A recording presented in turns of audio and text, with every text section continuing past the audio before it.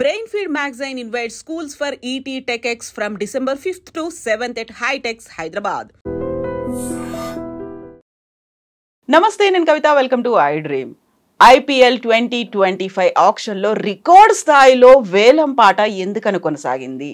Top 5లో Indian ప్లేయర్సే ఎందుకున్నారు? అందరికంటే అన్నిటికంటే ముఖ్యంగా మాట్లాడుకోవాల్సింది రిషబ్ పంత్ గురించి. ఎందుకని రిషబ్ పంత్ అంత హాట్ ఫేవరెట్ అయ్యాడు? మనతో పాటుగా ఉన్నారు sports commentator and analyst Venkatesh గారు. వెంకటేష్ గారు, నమస్కారం. నమస్తే గారు. మనం గతంలో మాట్లాడుకున్నప్పుడు మీరు ఒక మాట చెప్పారు, రిషబ్ పంత్ హాట్ ఫేవరెట్ అవుతాడు, హై డిమాండ్ అనేది తనకు ఉంటుంది అని. నిన్న మనం చూసినప్పుడు ఇప్పటిదాకా IPL హిస్టరీలో రానంత 27 కోట్లు.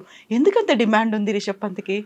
అది యాక్చువల్గా నో బ్రెయినర్ అండి. ఎందుకంటే ఇప్పుడు ఆక్షన్లో ఉన్న ప్లేయర్స్ని చూస్తే దాంట్లో రిషబ్ పంత్కు ఉన్న స్పెషల్ స్కిల్ సెట్ అనండి, అతని positivity, the kind of enthusiasm that he brings on the field, అదే చెప్పాడు. ఇప్పుడు మీరు LSG ఓనర్ సంజీవ్ గోయింకా తర్వాత ప్రెస్ మీట్ అడ్రస్ చేస్తే ఏం చెప్పాడంటే, రిషబ్ పంత్ ఒక పాజిటివిటీ తీసుకొస్తాడు టీం. మనం చూస్తాం కదా, స్టంప్స్ వెనకాల ప్లేయర్స్ని ఎంకరేజ్ చేయడం కానీ, మూడ్ని లైటన్ చేస్తాడు. చాలా చిరిపి క్యారెక్టర్, ఏదో మాట్లాడుతూనే ఉంటాడు. So he creates lot of excitement, అది ఒక మంచి పాజిటివ్ వైబ్స్ అనేవి క్రియేట్ చేస్తారు. సో అది బేసిక్గా అది కారణం. అది స్కిల్ సెట్ కూడా. ఈజ్ ఎ కీపర్, లెఫ్ట్ హ్యాండర్స్కి ఎప్పుడు డిమాండ్ ఉంటుంది, బిగ్ హిటర్. చాలామంది ఏంటంటే కన్ఫ్యూజ్ అయ్యేది, రిషబ్ పంత్ T20 ఇంటర్నేషనల్ ఫామ్లో అతని స్ట్రైక్ రేట్ 120 130 ఉంది. Never got it right in international level. కానీ మీరు IPLలో చూస్తే అతని స్ట్రైక్ రేట్ 150+ ఉంది. సో IPLలో ఈ always does well in T20 ఫార్మాట్లో. కానీ ఏంటంటే మన మైండ్ ఎట్లా ఇన్ఫ్లుయెన్స్ అవుతుంది అంటే, అతను T20లో ఈవెన్ రీసెంట్ వరల్డ్ కప్లో కూడా అంత ఎక్సెప్షనల్ పర్ఫార్మెన్స్ ఏం కాదు, కొన్ని గుడ్ నాక్స్ ఆడాడు అతను. సో అతను దానివల్ల ఇన్ఫ్లుయెన్స్ అవచ్చు. రిషబ్ పంత్ ఎందుకు అంత పెడతారు? చాలామంది when I said Rishabh Pant will get highest bid అంటే చాలామంది కామెంట్స్ కూడా పెట్టారు, నోను రిషబ్ పంత్కి అంతకంత అమౌంట్ వస్తుంది, రిషబ్ పంత్కి వచ్చే అవకాశమే లేదని చాలామంది అన్నారు. కానీ I was very much sure that Rishabh Pant ఈసారి అందరికంటే ముందుంటాడు, రికార్డు కూడా బ్రేక్ చేస్తాడు. ఎందుకంటే 3-4 టీమ్స్కి అతనికి కావాలి, క్యాప్టెన్ కూడా చేస్తారు కాబట్టి. క్యాప్టెన్గా, ఒక లీడర్గా, క్యాప్టెన్ వేరే లీడర్ వేరే. లీడర్ ఈజ్ సంబడీ హూ టీంనంతా ఒక జల్లయ్యేలాగా చేసే ఒక person with is experience and enthusiasm. So లీడర్గా కానీ, క్యాప్టెన్గా కానీ, కీపర్గా, లెఫ్ట్ హ్యాండ్ బ్యాట్స్మెన్గా, వీళ్ళు ముగ్గురు. ఎందుకంటే శ్రేయస్ అయ్యర్, రాహుల్ అండ్ రిషబ్ పంత్ ముగ్గురు క్యాప్టెన్స్గా ఉండి బయటకు వచ్చారు. So captaincy material. Now days ఏమైందంటే IPLలో గతంలో ఫారిన్ క్యాప్టెన్స్ మీద మోజు ఉండేది. ఇటీవల కాలంలో every team wants an Indian captain. ఎందుకంటే ఫారిన్ క్యాప్టెన్ ఒకవేళ ఫామ్లో లేకపోతే అతన్ని పక్కన పెట్టలేని పరిస్థితిలో ఉన్నారు వాళ్ళు, ఇంకొక మంచి ప్లేయర్ని తీసుకోలేని పరిస్థితి. ఇండియన్ ప్లేయర్ అయితే ఆ ప్రాబ్లం ఉండదు. సో అందుకని that is the main thing అని అనిపిస్తుంది. సో ప్రతిసారి టాప్ ప్లేయర్ ఎవరున్నారు, టాప్ ఆప్షన్ సోల్డ్ అవుట్ అయిన ప్లేయర్ అనుకుంటే ఫారిన్ ప్లేయరే ఉండేవాడు. ఈసారి టాప్ 5లో ఉన్న వాళ్ళంతా ఇండియన్ ప్లేయర్స్ ఉన్నారు. మొదటికి దాకా అంటే నిన్న ఫస్ట్ డేలో స్టార్టింగ్ అంతా రికార్డ్ అంతా శ్రేయస్ అయ్యర్ అనే వినిపించింది, టక్కున మారిపోయింది, రిషబ్ పంత్కి వచ్చేసింది అది. సో అంత హ్యూజ్ డిమాండ్ ఇండియన్ ప్లేయర్లకి IPLలో రావడాన్ని ఎట్లా చూస్తున్నారు మీరు?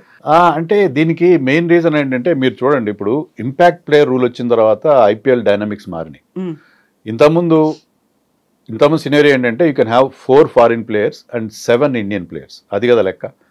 ఇప్పుడు 8 Indian players and 4 foreign players. ఎందుకంటే ఇంపాక్ట్ ప్లేయర్ మీకు ఇండియనే ఉండాలి, ఇంపాక్ట్ ప్లేయర్ ఫారిన్ ప్లేయర్ ఉండదు. ఎప్పుడు మీకు ముగ్గురిని మాత్రం మీ స్టార్టింగ్ లైనప్లో ఫారిన్ ప్లేయర్స్ పెట్టుకుంటే you can have a 4th. So మీకు మొత్తం ఇప్పుడు IPL is played by 12 players, not 11 players.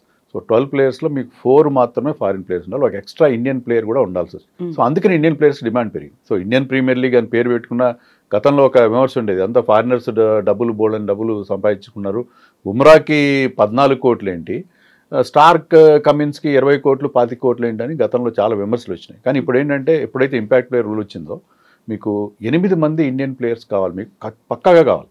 So extra Indian player కావాలి. ఇండియన్ ప్లేయర్స్ ఇప్పుడు మీరు ముంబై చూడండి, చెన్నై చూడండి, దే వన్ 5 టైటిల్స్ ఈచ్. వాళ్ళు ఎప్పుడు కూడా వాళ్ళ కోర్ ఇండియన్ టీం చాలా స్ట్రాంగ్గా ఉంటుంది. ముంబైలో ఈసారి వాళ్ళు రిటైన్ చేసుకున్న ప్లేయర్స్ 5 కూడా ఇండియన్స్ని రిటైన్ చేస్తున్నారు. సో కోర్ ఇండియన్ ప్లేయర్స్ స్ట్రాంగ్గా ఉండాలనేది, అంటే పోను 17 సీజన్స్ అయింది IPL. So franchises have realise the importance of Indian players. ఇంకోటి కూడా ఏంటంటే, మీకు మినీ ఆక్షన్స్లో ఫారిన్ ప్లేయర్స్కి పెద్ద అమౌంట్ వెళ్తారు. ఎందుకంటే ఇండియన్ ప్లేయర్స్ అందరూ ఎవరి దగ్గర ఉన్న వాళ్ళని అట్టే పెట్టుకుంటారు, ఎవరిని రిలీజ్ చేయరు. సో ఫారిన్ ప్లేయర్స్ కొంతమంది ఎక్సైటింగ్ ప్లేయర్స్ సడన్గా ఆక్షన్లోకి వస్తారు. వాళ్ళు కూడా తెలివిగా ఏం చేస్తున్నారంటే మెగా ఆక్షన్ రాకుండా మినీ ఆక్షన్లో వస్తారు. సో వాళ్ళకి పెద్ద అమౌంట్లు కొట్టేస్తున్నారు. కానీ ఎప్పుడైతే మినీ మెగా ఆక్షన్ జరుగుతుందో, మెగా ఆక్షన్లో చాలామంది ఇండియన్ ప్లేయర్స్ కూడా వస్తారు. మీరు గతంలో కూడా చూడండి, మెగా ఆక్షన్లో ఎప్పుడు కూడా ఇండియన్ ప్లేయర్స్కి టాప్ బిడ్స్ వస్తాయి. ఈవెన్ లాస్ట్ టైం కూడా Ishan Kishan got the top bid when mega auction held last time 22లో అనుకుంటా.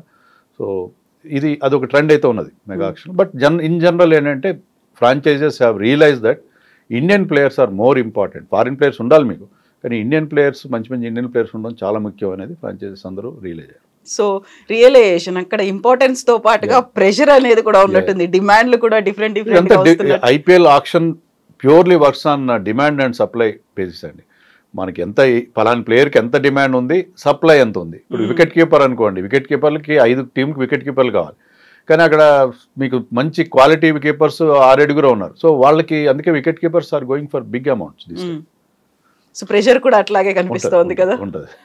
సో పర్టికులర్గా మనం రిషబ్ పంత్ గురించి మాట్లాడుకుంటే యూజువల్గా ఏదైనా ఎగ్జాంపుల్ చెప్పాలంటే ఫినిక్స్ పక్షి లాగా అని అంటారు. సో అంత పెద్ద యాక్సిడెంట్ అయింది, మేజర్ యాక్సిడెంట్, అన్ని సర్జరీలు, 15 నెలలు అన్నిటికీ దూరంగా ఉన్నాడు. సడన్గా మళ్ళీ పాపప్ అయి నేనేంటి అనేది చూపించుకున్నాడు రిషబ్ పంత్. ఆ స్పిరిట్ అనేది, ఆ మోటివేషన్ అనేది ఎలా వచ్చింది, ఏం చేశాడు అసలు? నిజంగా అది రిషబ్ పంత్ క్రికెట్లోనే స్పోర్ట్స్లోనే కాకుండా చాలామంది అది ఒక ఎగ్జాంపుల్గా ఒక ఇన్స్పిరేషనల్ స్టోరీ, అది జర్నీ. అది ఎందుకంటే ఆల్మోస్ట్ లైఫ్ థ్రెటనింగ్ యాక్సిడెంట్, అది చచ్చి బతికాడని చెప్పాలి. ఎందుకంటే అతను కనుక ఆ కార్లోంచి టైం కనుక వాళ్ళు విండ్షీల్డ్ బ్రేక్ చేసి అతను బయటికి దిగిపోతే కార్ మనం చూసాం, ఫొటోస్ చూసాం, అది తగలబడిపోయింది కంప్లీట్గా. రైట్ టైంలో అక్కడ ఉన్న పాపం రోడ్డు మీద వెళ్ళేవాళ్ళు, సమ్ గుడ్ సమరైటన్స్ వాళ్ళు అతన్ని బయటికి లాగారు. లేకపోతే చాలా సీరియస్. ఈవెన్ నా తర్వాత కూడా అతనికి మల్టిపుల్ ఫ్రాక్చర్స్ ఉన్నాయి, కానీ బోల్డెన్ ఆపరేషన్స్ అయినాయి. 6 నెలలు 7 నెలలు నడవలేని పరిస్థితి. తర్వాత కూడా మనం వీడియోస్ చూసాం, అతను స్టిక్ పట్టుకుని నడవడం, తర్వాత చాలా కష్టపడడం. సో అలాంటి సిచ్యుయేషన్ నుంచి the way he came back, తన వెయిట్ని కంట్రోల్. ఇప్పుడు గమ్మత్ ఏంటంటే ఇదివరకు కంటే కూడా ఇప్పుడు వెయిట్ తక్కువ ఉన్నాడు. Before accident he was weighing more.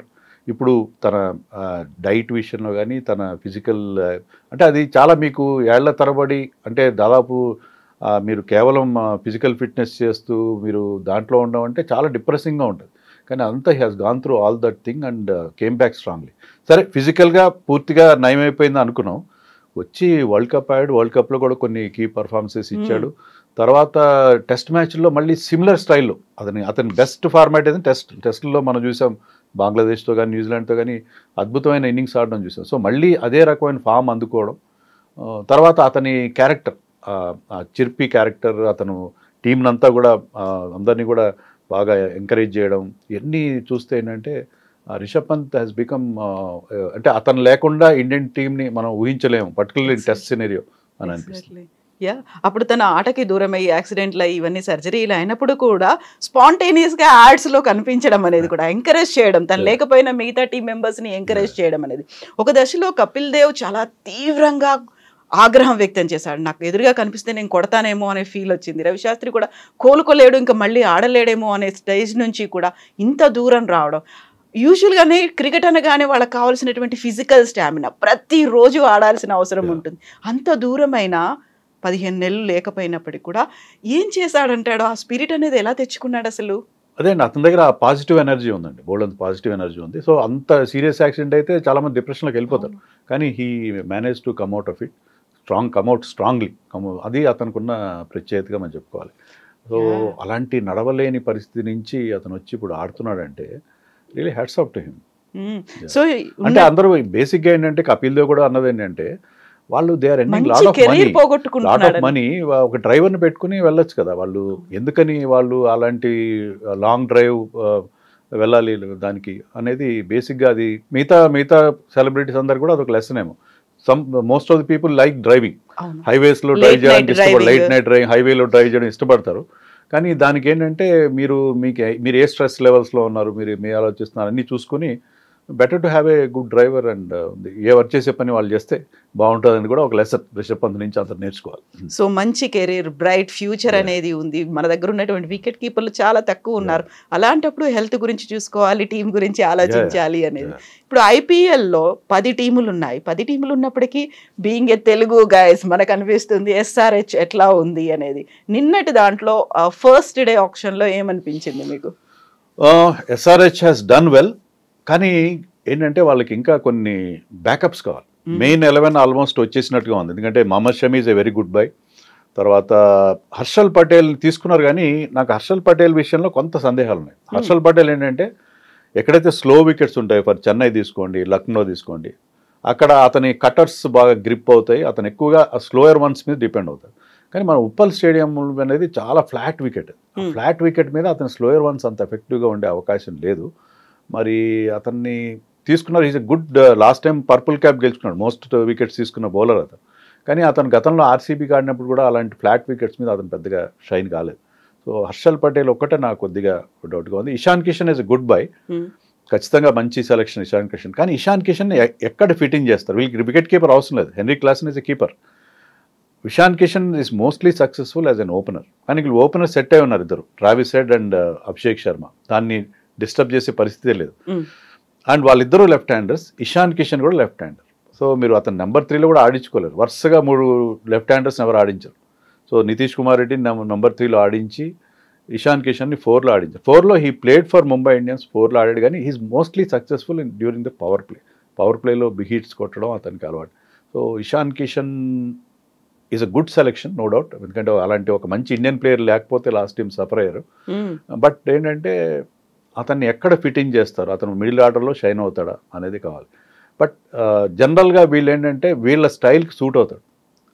Sun Risers ఇప్పుడు ఆడుతున్న తీరు ఏంటంటే బాల్ లాగా వాళ్ళు అల్ట్రా అగ్రెసివ్ మోడ్లో ఆడుతున్నారు. So he suits that bill. వీళ్ళ స్టైల్లో ఆడే ఒక ప్లేయర్గా మనకి కనిపిస్తున్నాడు. సో ఈసారి ఇద్దరు అయ్యర్లు, శ్రేయస్ అయ్యర్, వెంకటేష్ అయ్యర్, ఒక డిమాండ్ అనేది ఎవరు ఎక్కువ బిడ్ చేస్తారు అనేది అక్కడ డిమాండ్ బాగా కనిపిస్తే కేఎల్ రాహుల్ డిసప్పాయింట్ చేసినట్టు అనిపించింది. ఎందుకలా అంత ఇంట్రెస్ట్ పెద్దగా చూపించలేదు? కేఎల్ రాహుల్ మీద అదే మనకు అర్థం కాలేదు. ఆర్సీబీ తీసుకుంటుంది కేఎల్ రాహుల్ అని చాలా టాక్ వచ్చింది, చెన్నై కూడా తీసుకుంటుంది అనుకున్నారు. కానీ కేఎల్ రాహుల్ మెయిన్లీ అతని స్ట్రైక్ రేట్. ఇప్పుడు ఏంటంటే మీకు ఇంపాక్ట్ ప్లేయర్ రూల్ వచ్చిన తర్వాత గతంలో 130, 140 స్ట్రైక్ రేట్ ఓకే, కానీ ఇప్పుడు మీకు 200 మినిమం స్కోర్ లాగా అయిపోయింది. 150, 160 ఆ స్ట్రైక్ రేట్తో ఆడేవాళ్ళు. రాహుల్ స్ట్రైక్ రేట్ అంతా అరౌండ్ 130 ఉంటుంది. సో ఆ స్ట్రైక్ రేట్ ఇష్యూ కొంచెం అతన్ని ఇబ్బంది పెట్టినట్టు. మరి అదర్వైజ్ ఏంటంటే ఈజ్ ఎ క్యాప్టెన్సీ మెటీరియల్. ఈ ప్రతిసారి ఆల్మోస్ట్ 500 రన్స్ చేస్తాడు అది. సో మీరు ఒక 400, 500 రన్స్ మీ ఖాతాలో వేసుకోవచ్చు అది. సో రన్స్ చేస్తాడు, కీపింగ్ చేస్తాడు, ఎక్స్పీరియన్స్ ఉంది, అంతా captain. But still strike rate అనేది ఇప్పుడు చాలా ఇంపార్టెంట్ అయిపోయింది. సో ఆ స్ట్రైక్ రేట్ ఇష్యూ వల్లనే అతనికి రావాల్సిన ప్రైస్ రాలేదని అనిపించింది. శ్రేయస్ అయ్యర్ యాక్చువల్లీ ఇండియన్ టీంలో T20 టీంలో ప్లేస్ కోల్పోయాడు, టెస్ట్ మ్యాచ్లో ప్లేస్ కోల్పోయాడు. బట్ స్టిల్ ఏంటంటే అతను క్యాప్టెన్గా గతంలో ఢిల్లీని ఫైనల్ తీసుకెళ్ళడం, లాస్ట్ టైము కోల్కతాని టైటిల్ గెలిపించి పెట్టడం. సో అందుకని అతని క్యాప్టెన్గా చాలా డిమాండ్ ఉంది. అందుకే అతనికి చాలా టీమ్స్ అతని క్యాప్టెన్సీ మెటీరియల్గా అతన్ని తీసుకోవడం జరిగింది. ఇంకా వెంకటేష్ అయ్యర్ విషయానికి వస్తే అతను కేకేఆర్ వాంటెడ్ హిమ్. కేకేఆర్ ఏంటంటే వాళ్ళు పాత టీంని యాజ్ ఇట్ ఈస్గా తెచ్చుకోవాలని ప్రయత్నం చేస్తున్నారు. వాళ్ళకి అంత దగ్గర అమౌంట్ లేదు. సో వాళ్ళు మెయిన్గా టార్గెట్ చేస్తే వెంకటేష్ అయ్యర్. ఎందుకంటే వాళ్ళు 2 years 3 years బ్యాక్ కూడా వాళ్ళు మిడ్వే త్రూ ద సీజన్ తర్వాత కంబ్యాక్ అయినప్పుడు Venkatesh Iyer played an important role. So they wanted him back desperately. దానివల్ల అవుట్ ఆఫ్ సిలబస్గా చాలా ఎక్కువ amount, nobody expected at Venkatesh Iyer will go for such a huge amount. So 23 crores అంటే, ఎందుకంటే మన ఆక్షన్లో ఇండియన్ ప్లేయర్ ఎవరు ఇంత గతంలో 20 దాటలేదు. ఈసారి వీళ్ళు ముగ్గురు దాటడమే. So that was really big surprise. So మనకి గతంలో టీంలోకి కీలకమైనటువంటి రోల్ ప్లే చేసిన లీడర్స్ అన్సోల్డ్గా ఉన్నారు. ఈసారి కూడా డేవిడ్ వార్నర్ కనిపిస్తున్నారు. సో సెకండ్ డే ఏమైనా మిరాకిల్ కానీ అలాంటిది ఏమైనా ఉండే అవకాశం ఉంటుందా? ఆయన ఎందుకు తీసుకోలేదు అసలు? అంటే ఇవి కొంచెం టాక్టికల్గా ఉంటాయండి. ఎందుకంటే వాళ్ళు చూస్తారు, సరే ఇప్పుడైతే తీసుకోలేదు, తర్వాత వాళ్ళకి మొత్తం టీం అంతా సెట్ అయిన తర్వాత అప్పుడు వాళ్ళకి కొన్ని స్లాట్స్ ఖాళీగా ఉంటాయి. ఇలాంటి ప్లేయర్స్ని ముందు తీసుకుంటే ఏంటంటే కొంచెం పెద్ద అమౌంట్కి వెళ్ళే అవకాశం ఉంది. టాక్టికల్గా వాళ్ళని పక్కన పెట్టేసి తర్వాత బేస్ ప్రైస్లో తీసుకుందాము, మనకి ఆ స్లాట్స్ ఏమైనా ఫిల్ ఇన్ ద బ్లాంక్స్ చేస్తారు. ఆ టైంలో అలాంటి వార్నర్ కూడా మనకి ఎలా అయితే కేఎల్ రాహుల్ లాగానే బాగా కంటిన్యూస్గా రన్స్ చేస్తాడు, చాలా ఆరెంజ్ క్యాప్ 2-3 సార్లు గెలిచినట్టున్నాడు అతను. కానీ ఎందుకంటే వార్నర్ రిటైర్ అయిపోయాడు అతను ఇంటర్నేషనల్ క్రికెట్ నుంచి. ఎప్పుడైతే ఇంటర్నేషనల్ క్రికెట్ నుంచి రిటైర్ అవుతారో మీ గ్రాఫ్ ఆటోమేటిక్గా పడిపోతుంది. సో దానివల్ల ఏంటంటే కొన్ని ఇష్యూస్ ఉంటాయి. దానికి ఏంటంటే మీ ఎబిలిటీతో సంబంధం లేకుండా జనరల్గా ఒకసారి మీ స్టాక్స్ ఫాల్. సో ఇప్పుడు డేవిడ్ వార్నర్ అనగానే మనకు గతంలో ఎస్ఆర్హెచ్ టీమ్ ఆ తర్వాత మారినప్పటికీ కూడా ఈ మధ్య కాలంలో మన సినిమాలకి తగ్గట్టుగా ఆయన రీల్స్ చేస్తూ షార్ట్స్ చేస్తూ మీమ్స్ చేస్తూ ఉండడం అనేది ఈ మధ్య కాలంలో వినిపించింది. పుష్ప 2లో ఆయన కూడా ఒక క్యామియో రోల్ ఉందేమో అనేది. బట్ ఐపీఎల్ మిస్ అయిన అందులో చూడొచ్చేమో అనేటువంటి ఆ ఒక ఎక్సైట్మెంట్ కూడా కనిపిస్తున్నట్టుంది అభిమానుల్లో. డెఫినెట్గా అతను సన్ రైజర్స్ ఆడడం మానేసినా కూడా ఒక తెలుగు వారితో తర్వాత తెలుగు సినిమాలతో అతను టచ్ అయితే వదలలేదు. సో ఆ బాండింగ్ వాళ్ళు అతను కంటిన్యూ చేస్తున్నారు. ఇప్పటికి కూడా వార్నర్ బాయ్, డేవిడ్ బాయ్ అని చెప్పి ఇప్పటికీ ఫ్యాన్స్ అతన్ని బాగా లైక్ చేస్తుంటారు. సో ఆ బాండింగ్ని అతను అలాగే మెయింటైన్ చేస్తున్నారు. So that is very good. ఎందుకంటే మీరు ఏ టీంకి ఆడినా కూడా మీకు ఒక టీంతో బాగా మీకు కనెక్షన్ ఏర్పడుతుంది. ఆ కనెక్షన్ కంటిన్యూ చేస్తారు. సో ఎస్ఆర్హెచ్ ఇప్పటికీ తీసుకోవచ్చు. బేస్ ప్రైస్లో అతను తీసుకుంటే వాళ్ళ దగ్గర తక్కువ అమౌంట్ ఉంది. Warner is still very good by for them. So ఇప్పుడు సెకండ్ డేకి సంబంధించి నిన్న మనం అంటే అనుకోకుండా వచ్చినటువంటి రికార్డ్స్ అలాంటివి ఏమైనా ఉంటాయా, జస్ట్ ఒక క్యాజువల్గా గడిచిపోతుంది అంటారా? ఎక్కువ అమౌంట్స్ లేవండి అందరి దగ్గర. ఇప్పుడు ఐ థింక్ ముంబై దగ్గర 28 crores ఎంతో ఉన్నది, ఆర్సీబీ దగ్గర 30 crores ఉంది. So there are players like Will Jacks, Tim David, తర్వాత కొంతమంది బౌలర్స్ ఉన్నారు, మిచెల్ శాంట్నర్ లాంటి వాళ్ళు కొంచెం పెద్ద స్పిన్నర్స్ కొంతమంది ఉన్నారు, వాళ్ళు కొంచెం పెద్ద అమౌంట్స్కి వెళ్ళే అవకాశం. బట్ అదర్వైజ్ మెయిన్ ప్లేయర్స్ అంతా కూడా ఫస్ట్ డేలోనే వచ్చేసారు. బట్ ఇప్పుడు పెద్ద అమౌంట్స్ అయితే రావు, కానీ కొంతమంది ప్లేయర్స్ అంటే రిమైనింగ్ ప్లేయర్స్లో కొంతమందికి ముఖ్యంగా విల్ జాక్స్, టిమ్ డేవిడ్ లాంటి మంచి బిగ్ హిట్టర్స్ ఉన్నారు, వాళ్ళ కోసం పెద్ద అమౌంట్స్ వెళ్ళే అవకాశం. సో ఫస్ట్ డే అయిపోయిన తర్వాత లేట్ నైట్ స్క్వాడ్స్ ఎవరెవరు ఎందులో ఎంతమంది ఉన్నారు అని తెలిసిన తర్వాత ఆల్రెడీ అనాలిసిస్లు అనేవి మొదలైపోయాయి. ఐపీఎల్ 2025ని ఎవరు గెలుచుకోపోతారు, ఎవరికి అలా ఉంది ప్రాబబుల్స్ అనేది. Do you believe all these things అండి? ఇంకా టైం ఉందంటారా? టైం ఉందండి, డెఫినెట్గా టైం ఉంది. ఎందుకంటే ముంబై ఇండియన్స్ వాళ్ళు వాళ్ళు ట్రెంట్ బోల్ట్ తప్ప చెప్పుకోదగ్గ ప్లేయర్ ఎవరిని తీసుకోలేదు. వికెట్ కీపర్ వాళ్ళకి అవసరం ఓన్లీ ఒక బ్యాకప్ కీపర్ని, రాబిన్ మింజ్ అనే బ్యాకప్ కీపర్ని మాత్రం తీసుకున్నారు. సో ముంబై ఇండియన్స్కి 5 బ్రహ్మాండమైన ప్లేయర్స్ ఉన్నారు. ట్రెంట్ బోల్ట్ లాంటి బౌలర్ ఇప్పుడు జాయిన్ అయ్యాడు, but still they have to fill up 5 slots. ఇంకా 11లో వచ్చే వాళ్ళు ఎవరు లేరు వాళ్ళకి ఇంకా. సో ముంబై ఇండియన్స్ కానీ ఆర్సీబీ కానీ ఇంతవరకు వాళ్ళు రియల్గా ఎంటర్ కాలేదు. సో సెకండ్ డే అంతా కూడా ఈ 2 టీమ్స్ మీద ఫోకస్ ఉంది. అమౌంట్ కూడా వాళ్ళ దగ్గర ఉంది. I think Gujarat Titans and KKR have done well. Chennai కూడా బాగా చేశారు. చెన్నై వాళ్ళు ఇద్దరు New Zealand players, Devon Conway and Rachin Ravindra అని చాలా చీప్గా ఇద్దరిని కలిపి 10 crores లోపే వాళ్ళు తెచ్చేసుకున్నారు. తర్వాత అశ్విన్ అండ్ నూర్ అహ్మద్ కాస్త ఎక్కువ అమౌంట్ పెట్టారు. బట్ చెన్నైలో ఎప్పుడు మీకు ఆ పిచ్ మీద స్పిన్నర్స్కి చాలా హెల్ప్ ఉంటుంది. సో ఇద్దరు మంచి క్వాలిటీ స్పిన్నర్స్ కూడా తీసుకున్నారు. Chennai also must be very happy with their by.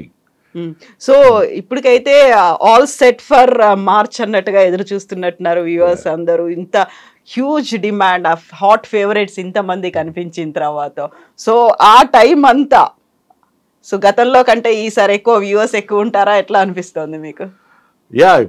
IPL brand value పెరుగుతూనే ఉంది. అందులోనూ మీకు ఇంపాక్ట్ ప్లేయర్ రూల్ వచ్చిన తర్వాత the number of 4s and 6s పెరుగుతున్నాయి.